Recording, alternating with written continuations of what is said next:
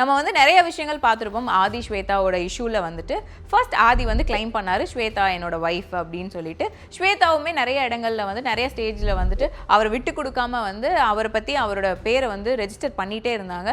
அவங்க என்னோட சப்போர்ட், அவங்க என்னோட பேக் போன் அப்படிங்கிற மாதிரி நிறையா விஷயங்கள் வந்துட்டு நிறைய இடங்கள்ல ரெஜிஸ்டர் பண்ணியிருந்தாங்க. இந்த ஒரு இஷ்யூக்கு அப்புறம் என்னை விட்டு போயிட்டா அப்படிங்கிறப்போ ஸ்வேதா ஒரு போஸ்ட்டுமே போட்டிருந்தாங்க. ஒரு ஸ்டோரியில் வந்து வேர்பலாக போட்டிருந்தாங்க, இந்த மாதிரி இந்த பர்சன் யாருன்னே எனக்கு தெரியாது, இவர் வந்து நிறைய பேர் ஏமாத்திட்டு இருக்காங்க, யாரும் இவரை நம்பி ஏமாறாதீங்கிற மாதிரி ஒரு வேர்பலான ஒரு போஸ்ட் போட்டிருந்தாங்க.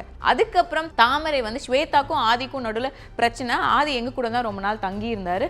எங்ககிட்ட இருந்து நாங்கள் அவங்களுக்கு ஹெல்ப் பண்ணோம், காசு கொடுத்தோம். அவங்க வந்து ஒன்றா இருந்த டைம் கூட எங்கள் கூட நிறைய இடங்கள்ல வெளியே சுற்றிருக்காங்க. அவங்களை கூப்பிட்டு நாங்களுமே கோவா அப்படி இப்படி நிறைய இடங்கள் போயிருக்கோம் அப்படிங்கிற மாதிரியான விஷயங்களும் சொல்லியிருந்தாங்க. ப்ளஸ் என்கிட்ட இருந்து 3 பவுன் நகையை வாங்கி அடகு வச்சோம். அந்த அடகு வச்ச நகையை இவர் 10 நாள்லேயே மீட்டு அந்த நகையை வித்துட்டாரு, எனக்கு இது தெரியாது அப்படிங்கிற விஷயங்களும் அவங்க சொல்லியிருந்தாங்க. அவங்க வீடியோவில் நிறைய விஷயங்கள் பேசியிருந்தாங்க. அந்த மாதிரி நான் ஒரு பிரச்சனையில மாட்டிக்கிட்டேன், எனக்கு பணம் தேவைப்படுது அப்படிங்கவும் என்னோட நகையை 3 பவுனை நான் அடகு வச்சு கொடுத்தேன். கரெக்டாக அந்த நகை வச்சு 10 நாள் எங்க கூட தான் இருக்கான். அந்த 10 நாள்ல திருப்பி வித்துட்டான்.